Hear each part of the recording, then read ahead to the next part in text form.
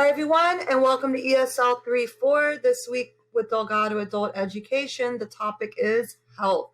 We're going to use the present perfect tense to discuss topics that have been completed or are expected to be completed, which we're going to tie in the words already and yet to show that expectation. And we're going to learn a lot of new vocabulary terms for health.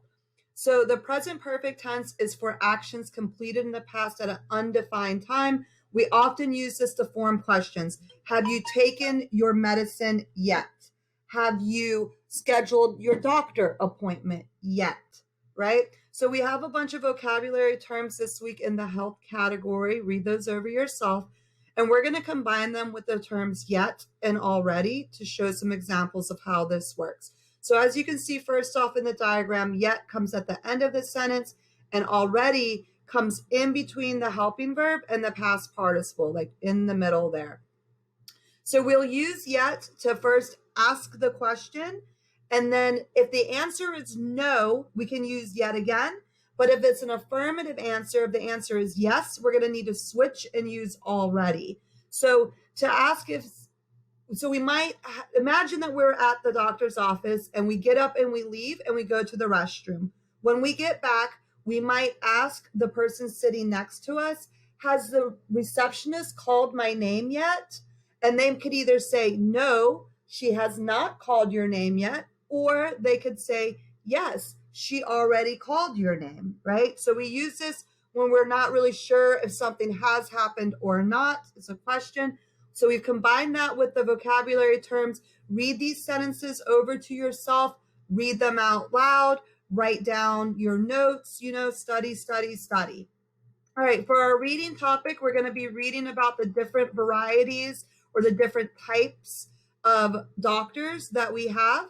So we could have a doctor for your feet, the podiatrist. We could have your general practitioner, a pediatrician, a neurologist, a psychiatrist, obstetrician slash gynecologist. We might call it OBGYN, an ophthalmologist, an oncologist, a radiologist, a cardiologist, an anesthesiologist, a dermatologist, a surgeon, or even an emergency physician, plus many, many more types of doctors out there, because doctors specialize either in a specific body part, which here you can match those doctors to the body part that they specialize in, or they specialize in like a system of the body or of a certain type of disease that they might be specializing in. So here you can also match the type of doctor to the area of specialization. All right, read those over, and then we'll get to practice talking. So in here, we can combine verbs and different health expressions in different ways, but we can't combine every verb with every health expression, right? So look these over and think about how could they be combined, which ones can be and which ones cannot be. And then they have some fill in the blank sentences for you to fill in and to think about further.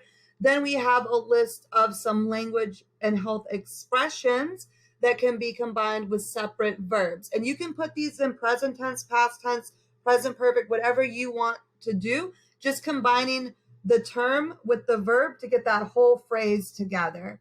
And again, there's some more sentence frames for each of those. So put those together, make your own sentences that are relevant to you, and then say them out loud. Then we also have some practice just with already and yet, where you put in the right put in the right word, whether it's already or yet, and say them out loud, practice. And then you can practice changing the tense of the verb from the infinitive to the past participle to fill in this sentence. So we could say, he has already read the newspaper.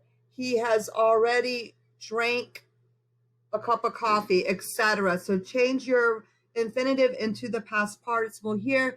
And the last little bit of practice is just a fill in the blank. They have a vocabulary box down here. Read over the scenario and the story and choose the correct word to fill in the blank. and practice speaking out loud and saying the sentences. All right, and then we have the charts, graphs, and data section. This might be too small to read on some phones. I didn't realize that till recently, but we have in here just all of your normal painkillers and over-the-counter medicines, so you can look over at that and think about, if you were a doctor, what medicine would you prescribe for what ailments? And maybe you just practice thinking, okay, if I had a headache, have you tried Tylenol yet? Oh, my stomach hurts. Have you tried Pepto-Bismol yet? Think about it, build some sentences. There's also here a chart of childhood vaccinations recommended at the different years of life, and there's a fill in the blank to fill in there. And then the last thing that we'll do this week is a little bit of slang and expressions. So these are expressions for showing surprise. Wow. Oh my gosh. Really? Are you serious? You're kidding. Gosh, right?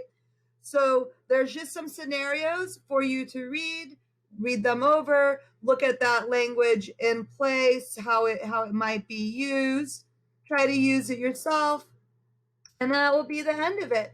Thank you all for joining us. See you next week. Have a great day and enjoy your live meets. Bye, y'all.